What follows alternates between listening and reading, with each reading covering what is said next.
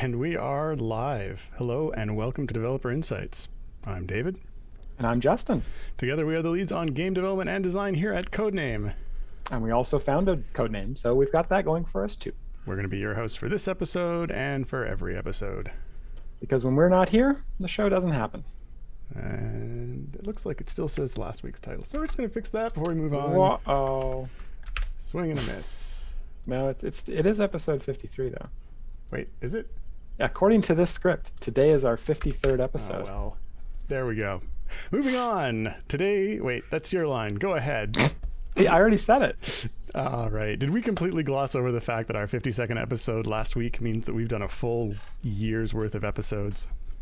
Yeah, well, I mean, it's only a year's worth if you expect an episode a week. If it was an episode per day, we won't have a year's worth until we've done episode 365. Well, 366 in a leap year. Oh, that's a good point. Actually, since the episode is only an hour long, you'd need 24 episodes to fill each day. Well, then I suppose we can't really celebrate until episode 8,760. 8,784 in a leap year.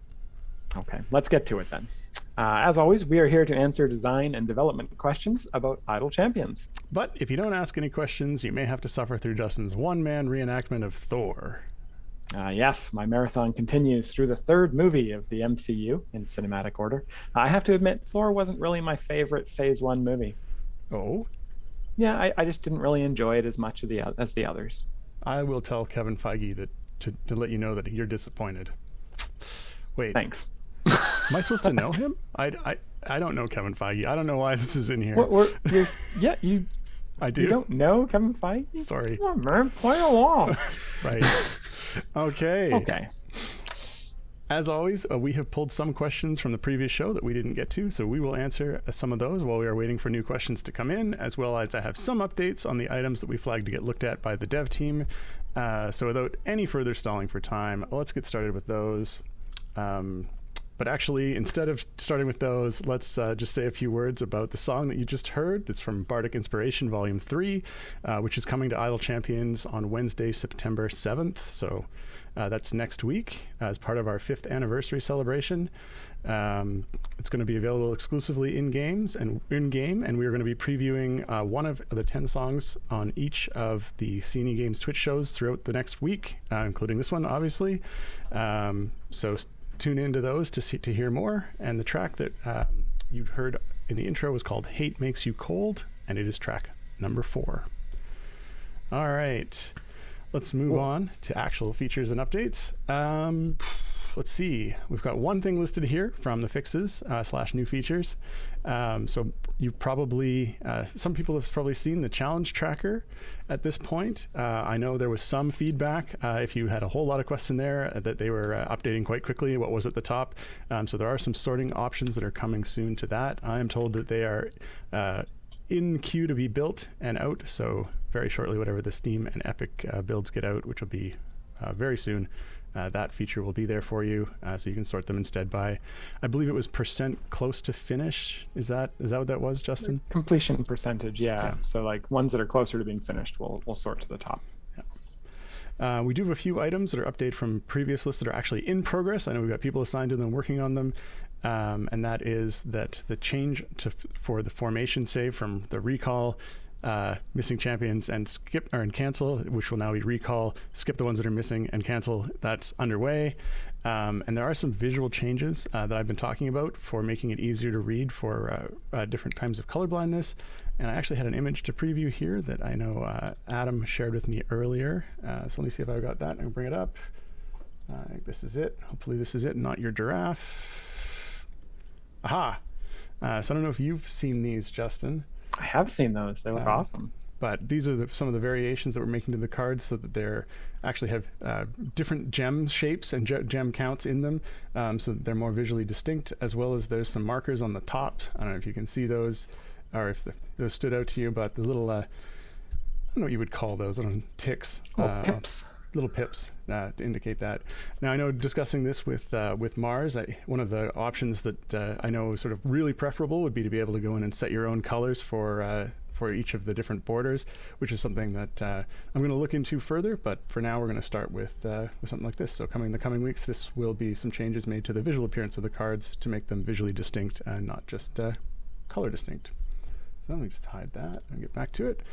Okay, and then of course we do have some ongoing items, including a number that I added to the list just from last week's show, and that is that we're going to add some key controls to the journal to control scrolling, a recall for familiar, better cycling of champions in the console UI. If you are swapping between champions in console, that is an awful lot of hitting Y, and you can miss the one you're looking for. So we're going to take a look at that. Slider for you for using multiple scrolls in trials.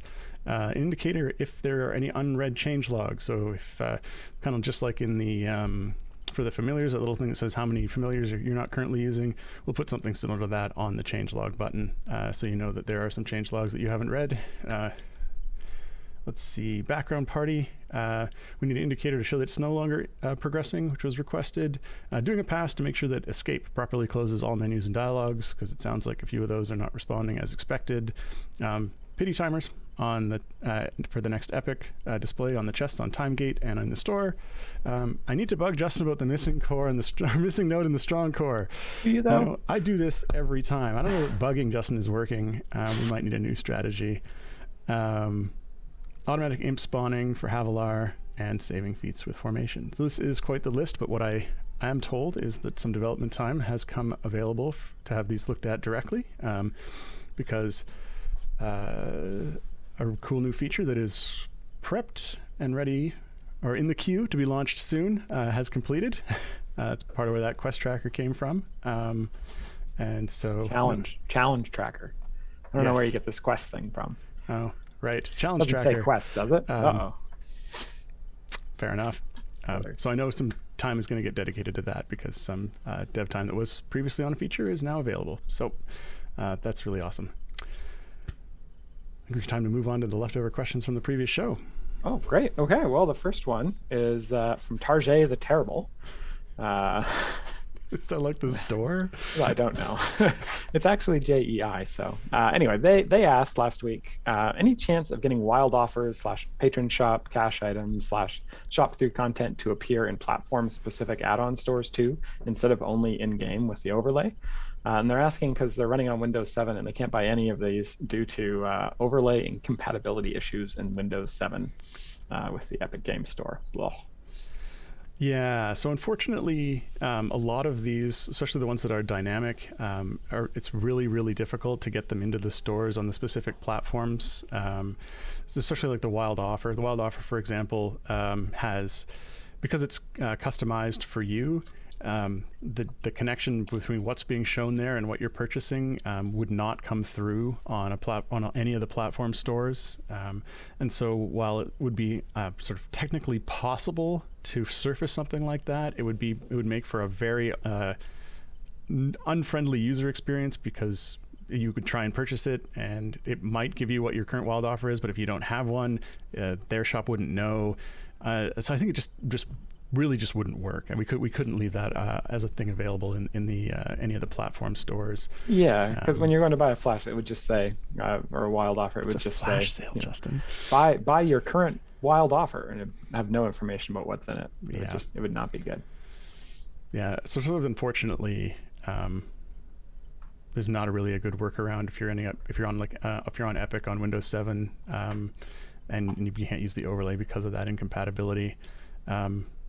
Yeah, the best option if you're in a situation where you only have access, personally to a Windows 7 machine is to log in on a friend's computer who's not running Windows 7. It's not the best option, but it's kind of the only one I can think of if you're in the Windows 7 situation for those particular items. Okay, next question here, also from Tarjay the Terrible. The question is, does the beholder in the Idle Champions logo have a name? She does, yes. The beholder in the Idle Champions logo is named Iris. It's an eye pun. Yes. Yeah.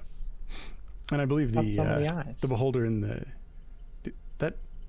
Did we end up releasing that cinematic, Justin? Did that go out? No, it's coming out soon. Don't spoil anything. All right, there we go. Never mind. Forget I said that. Next question here is for me. So. Oh yeah, this one is from the Grandolph, who asks, or who kind of says, I love the music / soundtrack of Idle Champions. Would it be possible to add a shuffle play or random option? Because it always starts with the same song. So did we not do that? I think we've been asked about it, and I think we highlighted it in yellow, and then we just didn't get passed on. You see, funny story here is because I highlighted this because I thought it was actually pertinent with the sharing of the track at the beginning of the episode. And I went to open up Idle Champions on Steam here, and I went to update it, and it didn't update. It didn't update. And I'm like, what's going on? And I opened it, and apparently it wasn't updating because this computer was out of disk space. So that would have been a bit of a concern. Let me check for you. I don't know how well streaming with no disk space would have worked, so I did clear up about 100 gigs, but that was... You just need to push the bytes to the internet. You don't need to save them to the hard drive. Yeah. I suppose it probably automatically does that. Starts using up more RAM. Windows starts paging. Bad things happen. Anyway. I've already had my browser crash during this stream, so... Okay. Are you checking that for us? Will we move on? I am. I'm calculating offline progress right now. Oh. Yeah, that takes going quite slowly. time. Hopefully it gets a little bit faster. Now I have automatic resets in progress. I think I left it on my gem farming party, so hopefully it'll have several resets. Well, I'd like to promise that the new version would be faster, but Mark assures me that it is not faster, only more accurate. Oh, really? It's not faster? Oh, come on, Mark. Yeah, it's taking a little while. Okay. Well, while that's loading, you can answer the next question. This one is from Stargazer1820.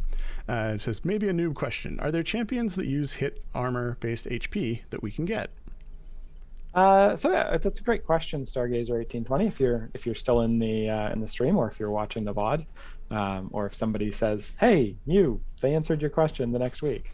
The answer is no. There are not currently any champions that use hit / armor-based HP.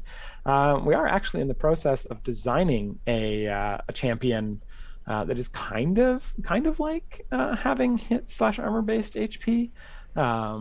We're trying to fiddle around with a kind of a dodge / evasion rogue tank like design.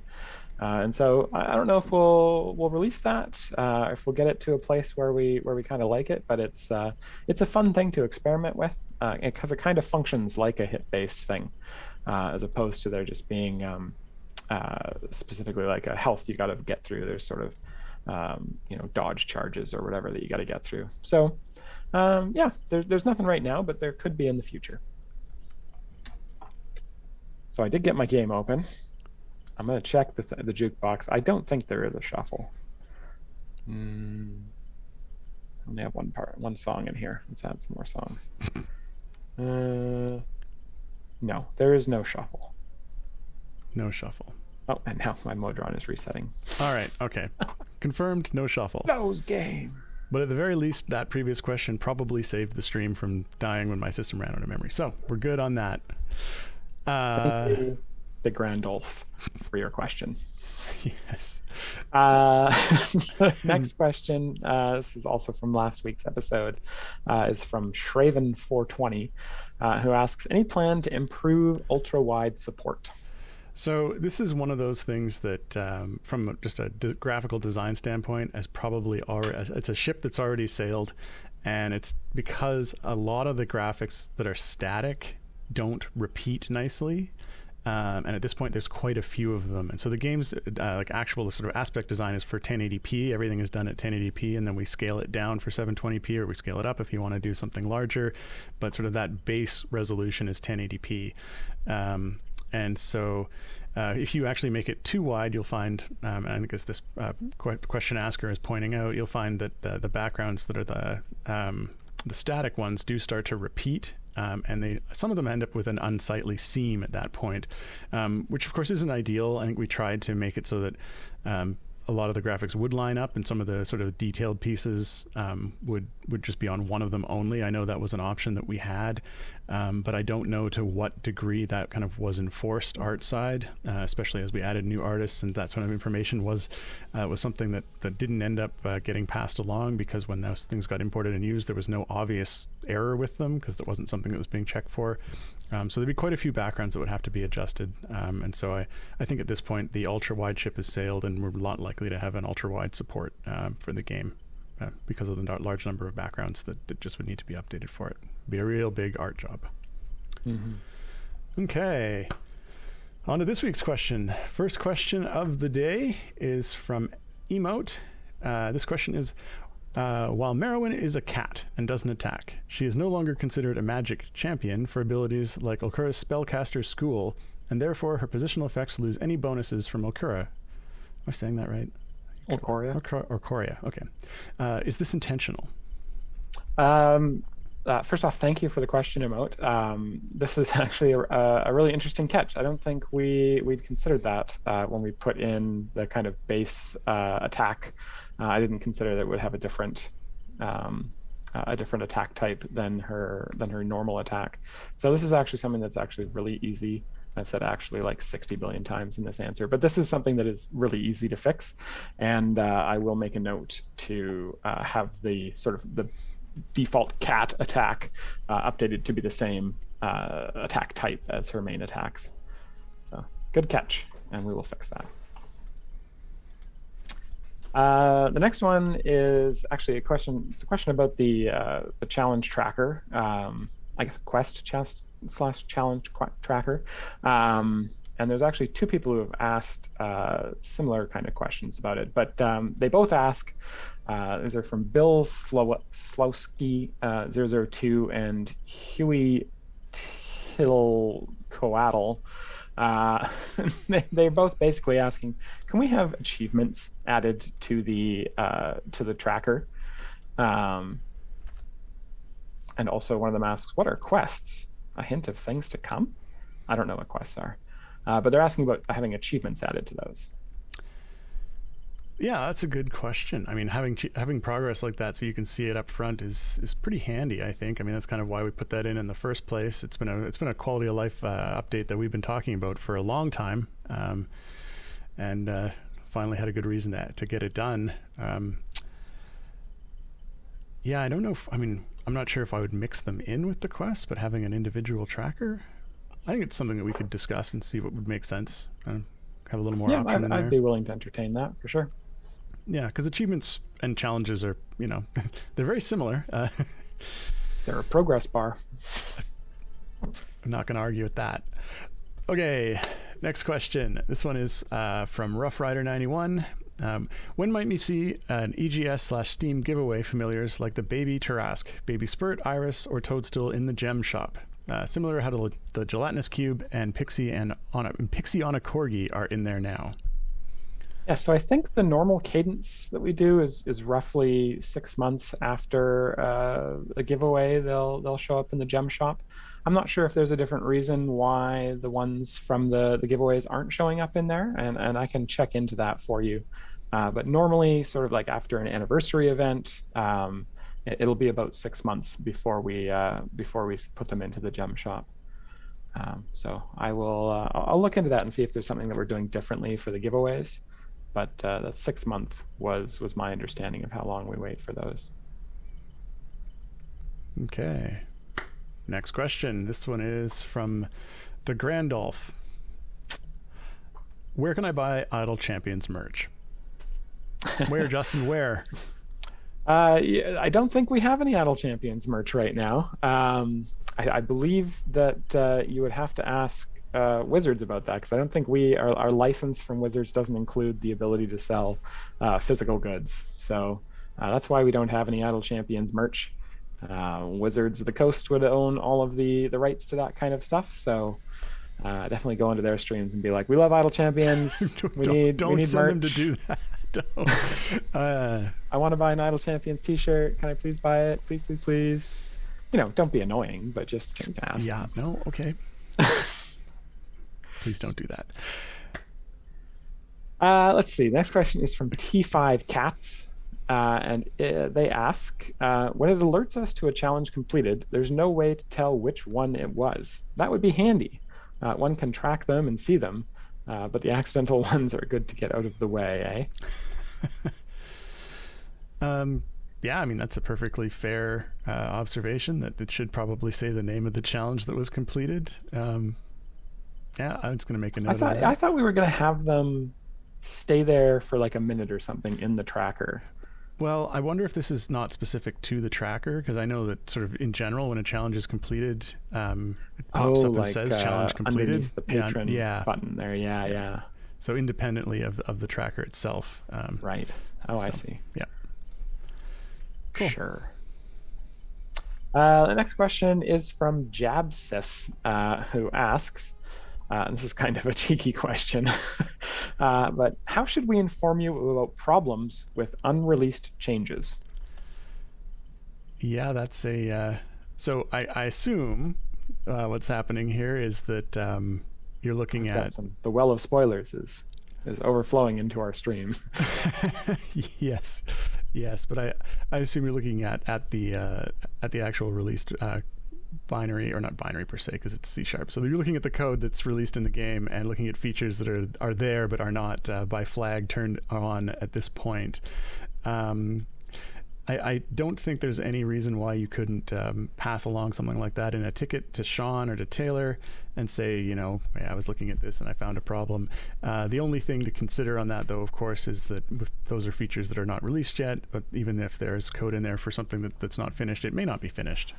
So, I mean, you can pass something along, but I would add that caveat that it's entirely possible that it's not finished, which is, and sort of as context for that, often as we're developing features, bits and pieces of additional functionality sometimes ends up committed into the main branch, and so features will show up if you're looking at the code that are just not run. And so if you see something like that, it doesn't mean that it's a final version, of course. So.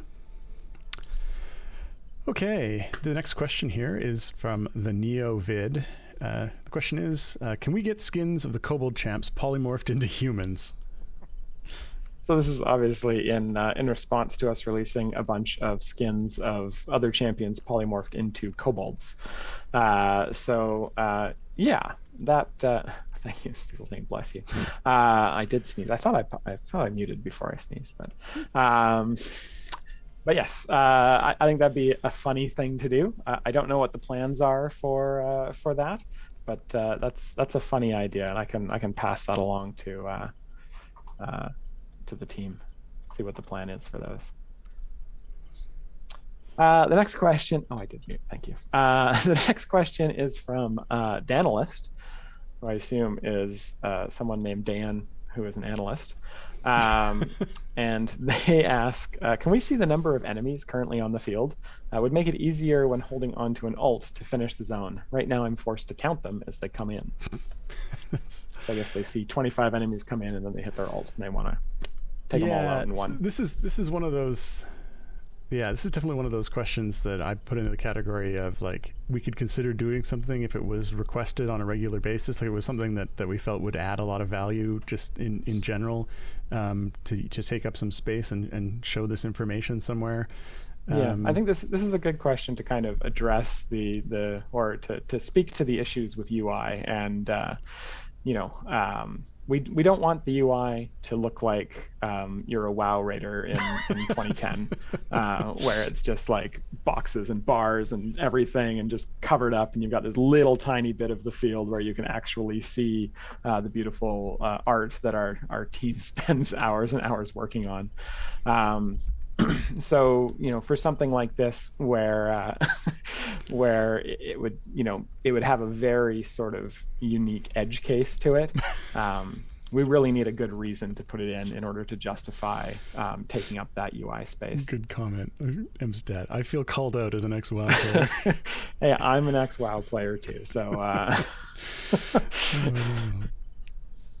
I did the whole thing.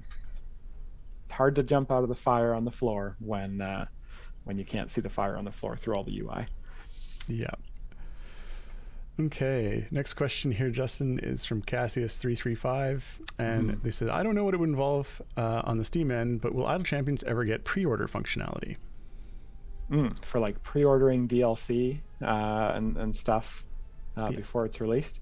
I don't really know the answer to this. I don't think so. I don't know that it's something that the team is going to spend time on, and I don't even know how to set it up, to be honest. So my sort of gut reaction to this is I don't know.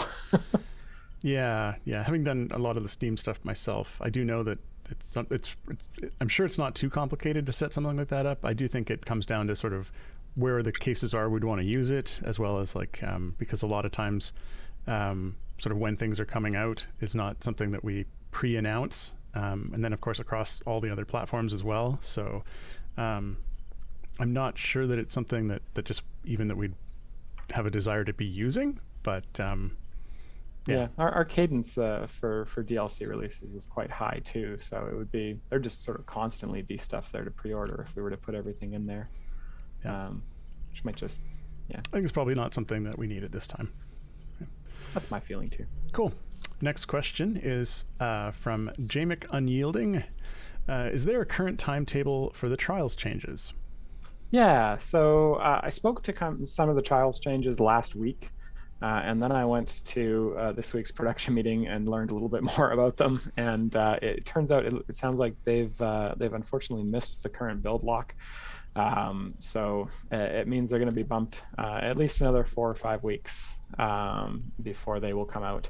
It is something that I'm going to be meeting with the team about, just to get an idea of exactly what we have on the go for the trials changes, what sort of subset of the overall changes we're getting done, and then see what other changes we can sneak in that are perhaps data only and don't require a new build.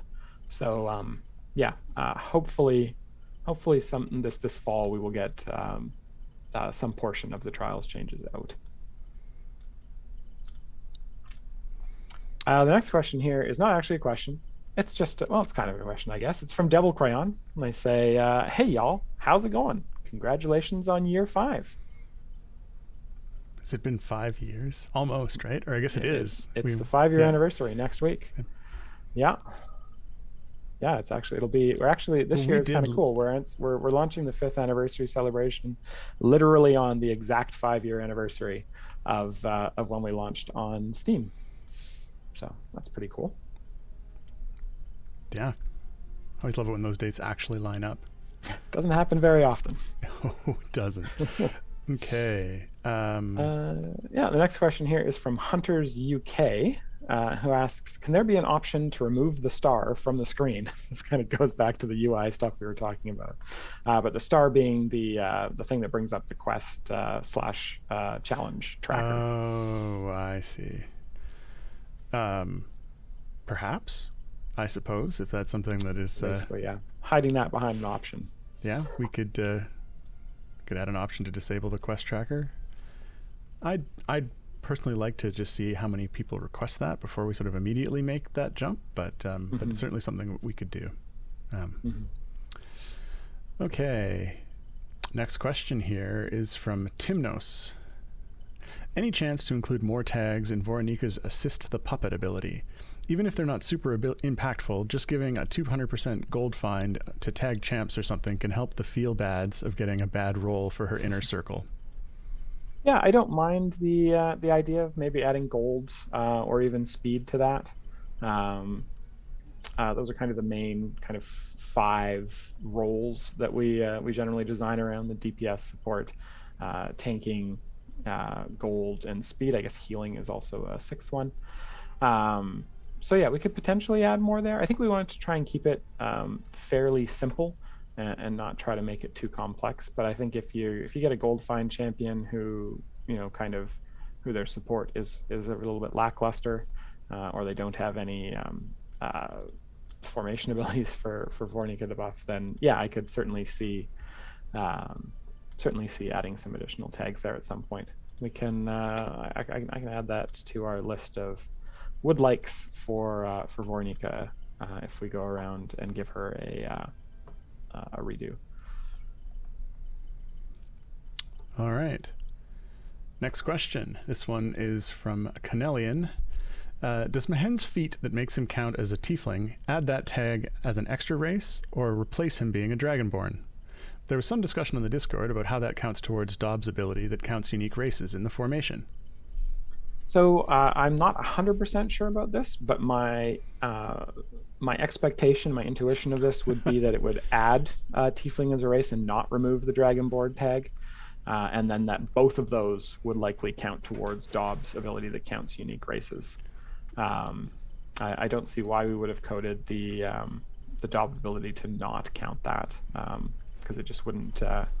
It would for like a.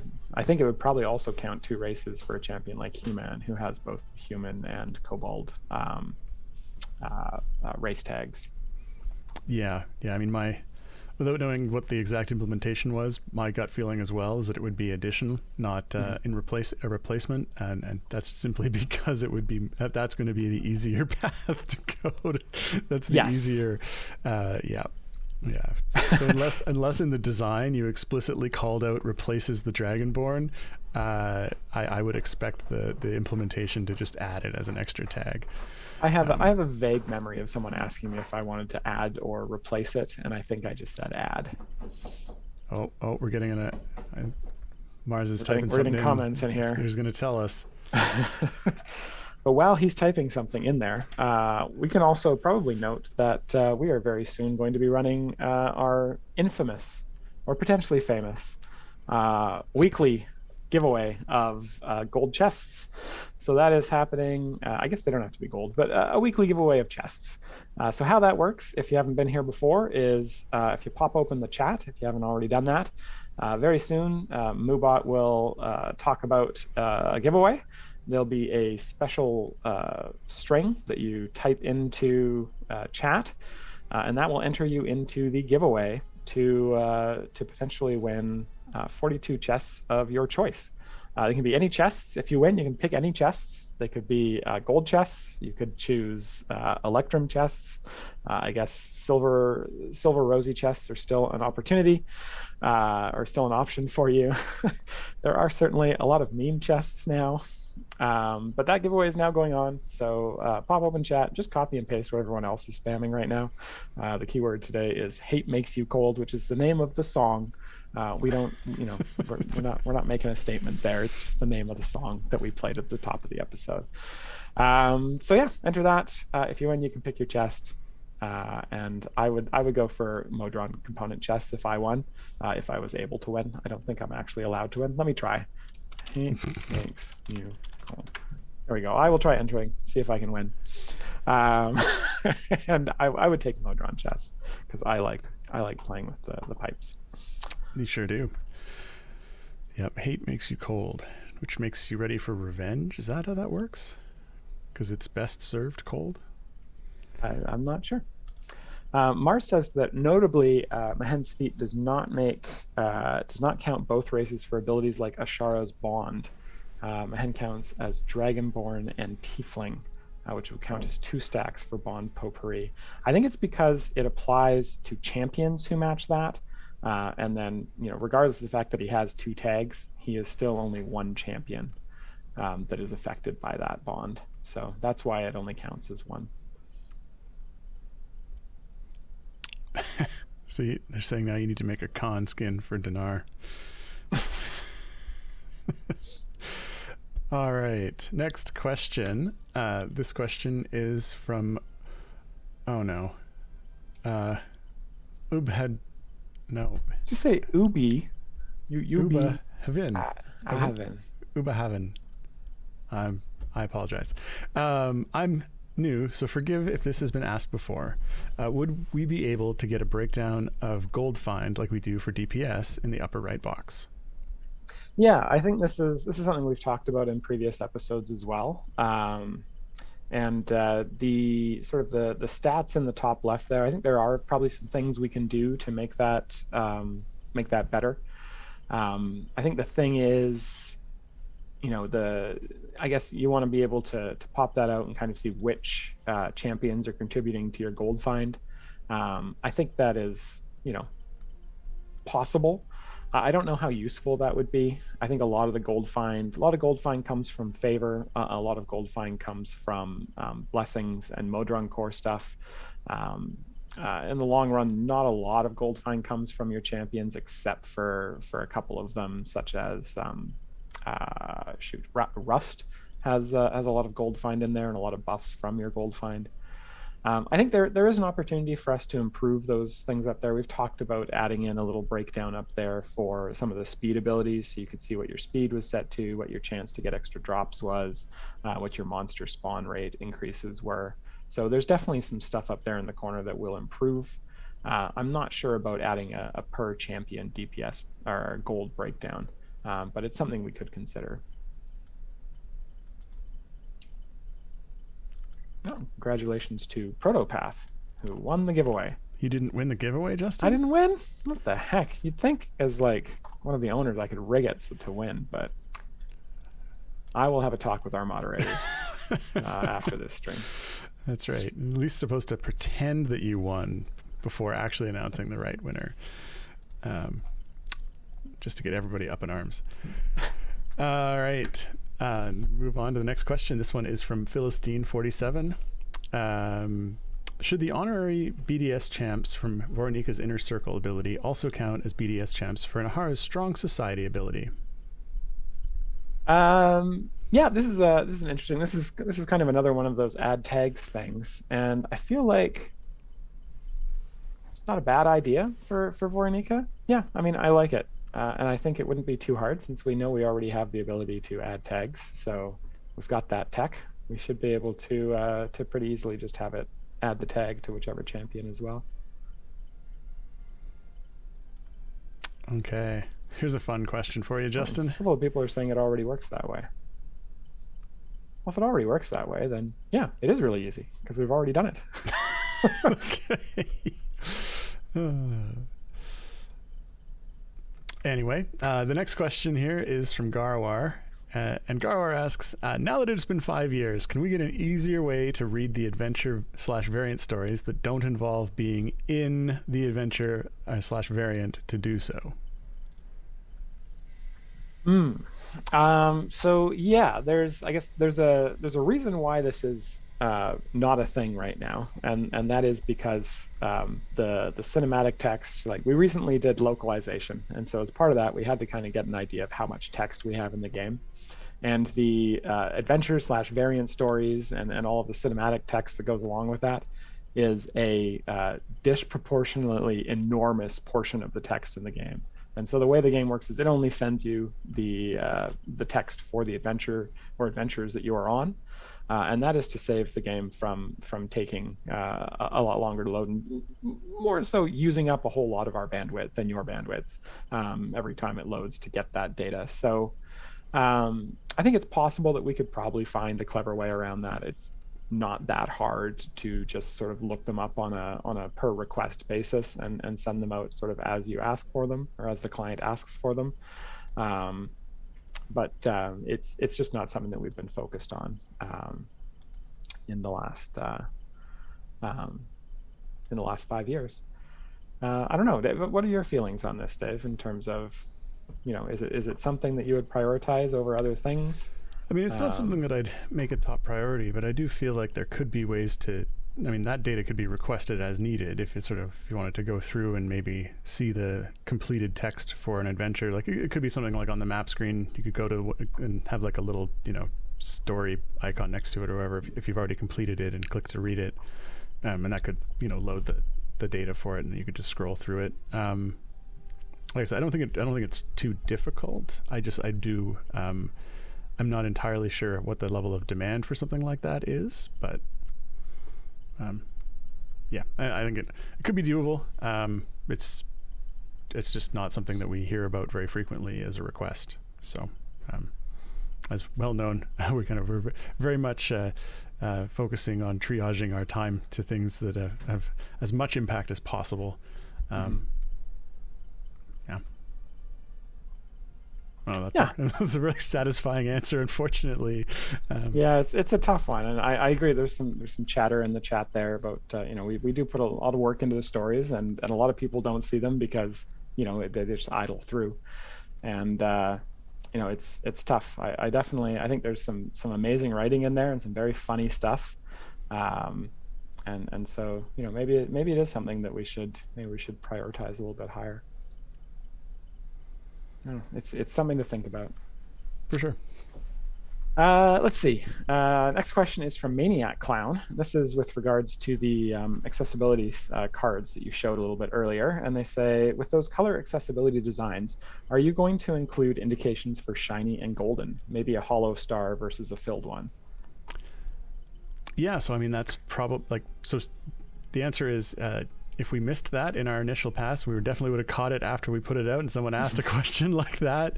So I don't think that in the initial designs that Adam did, we covered that. But we'll definitely take another pass at that and make sure that those do get covered, even if they're like different pips on the other side or something else that is a little bit different for each of the cards. But sort of the goal is that they at least are visually distinct with the before any sort of color considerations come into play. So yeah, if we those 5 that I've got, I think we didn't actually. I don't think Adam and I discussed further on the shiny and golden. So that does seem like something that we'll have to look at before we get that finished. Okay. Cool. Next question is from Hunters UK, and they ask, can we have an option to recall all champions from the field? I assume this means to just remove all champions from the field, like with one button click. Yeah. This is a question again of sort of what's the word I'm looking for? Like, is there a good use case for this? Yeah, is this something that would be a desirable thing to do? I mean, it kind of feels like it would tie into being able to sort of reorganize the formation. I know sort of a request that comes in fairly frequently is some of the idea of being able to say pause and then adjust, which I know sort of is something we've sort of hummed and hawed on, because it's fairly straightforward typically to go back a few areas where you're just sort of destroying monsters and reorganize yourself there. But I know that sort of that as sort of the workaround answer is one that's like, well, it would be easier if we could just pause it and do it right there rather than having to go back. So okay. All right. Well, our mods are oh, we're getting it. This is not just one, but giving 2. some support yeah. Okay. in the questions doc. One of the suggestions that I've seen in chat and is also being mentioned here by Mars in our doc is that saving an empty formation and load that works. Obviously, that doesn't work if you're under attack. But of course, if you're under attack and then you remove all the champs from the formation, you're going to have a situation where you can't really put them back in. So you may as well just go back an area. So yeah, I mean, certainly we're seeing quite a bit of support for this. So maybe that is something to consider putting in. Okay, fair enough. That's typically it. If we hear enough requests, give us an argument for a good use case for some of these things. If they seem to us to initially be something that players that would be a select players that we're interested in, and turns out it's more widespread, or there's more of a usage for it, then absolutely we'll consider it. Mm-hmm. Next question here is from De Grandolph again, who was not just here last week, is also here this week. Who asks, would it be possible to add an advanced hotkey menu somewhere that shows the secret hotkeys, i.e. the shift and left button next to the level that takes you back to level 1? Yeah. There are a couple of secret ones, aren't there? I think there's a couple, but there's not that many. Because I think the secret, like the shift one, for example, that was that I think a lot of our scroll windows had that functionality. It was sort of if you held shift and clicked, it went to the first page. I try to use that functionality in other games and windows and get annoyed when it doesn't exist. I'm like, what the heck?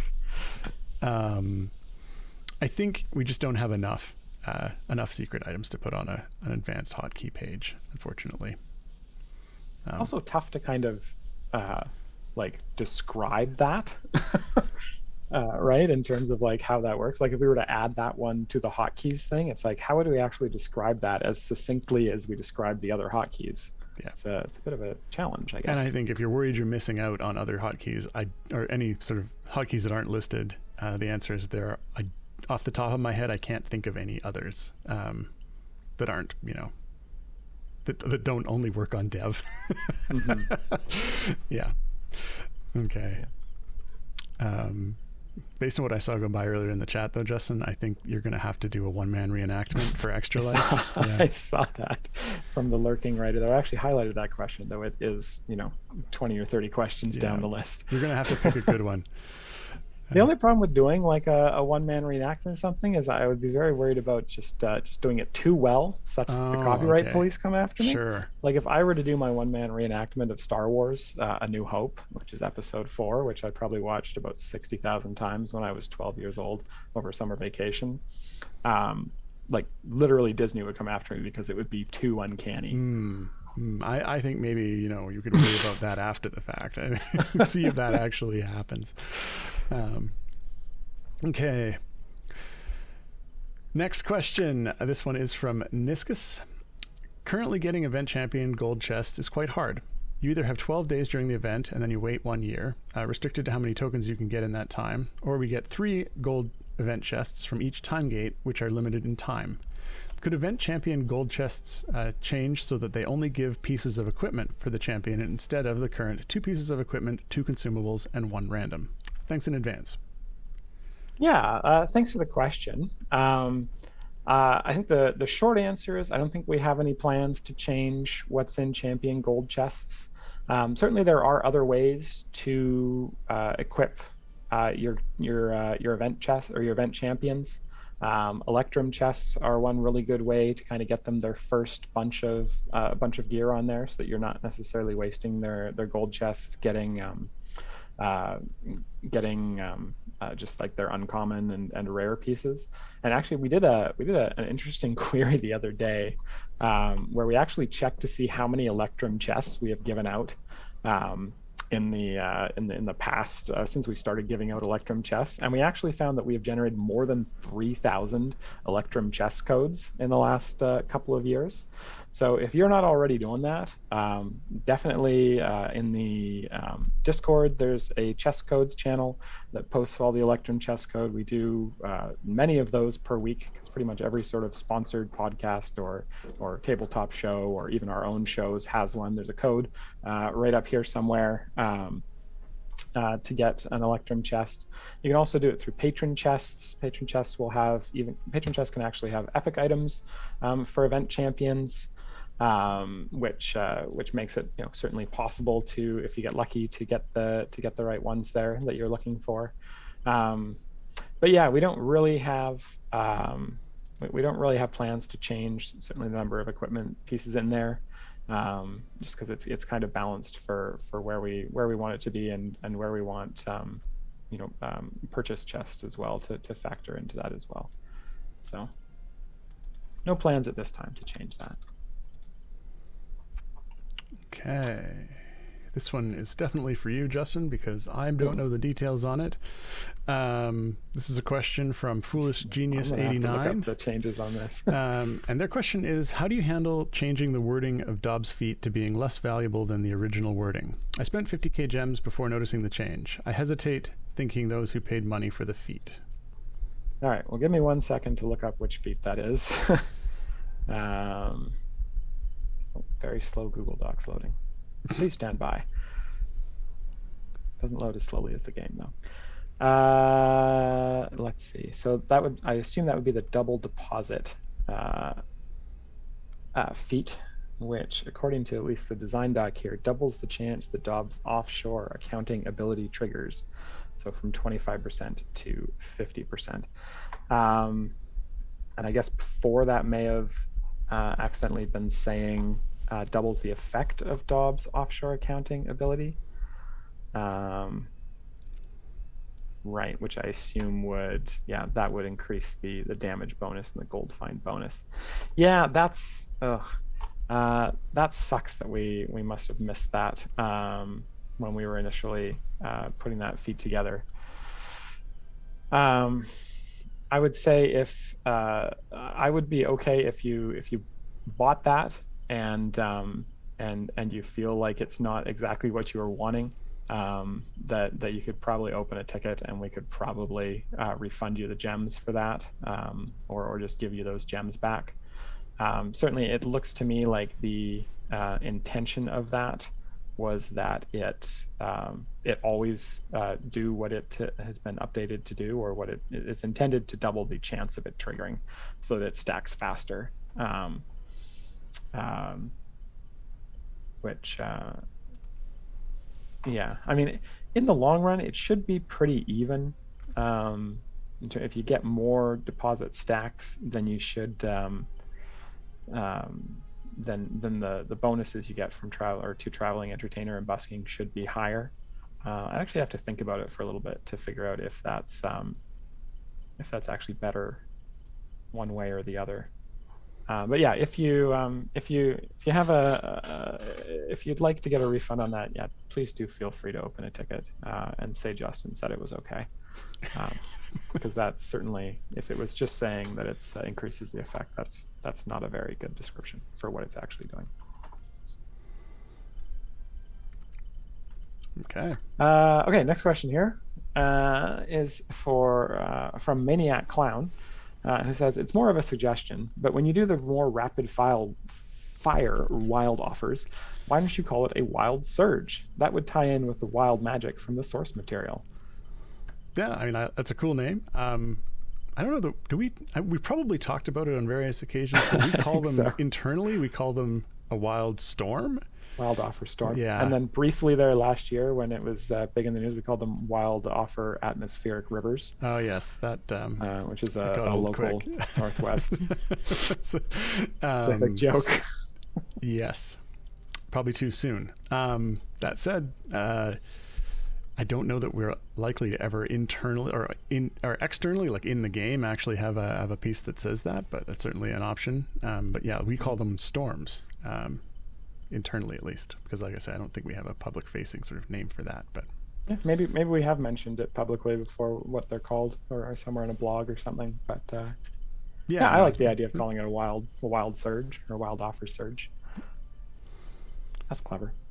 Let's see. Next question, and we're running low on time here. So the next question is from Narks, who asks, could you make it so that when you hover over a champion on the field, it enlarges and brings to the front their buff circles?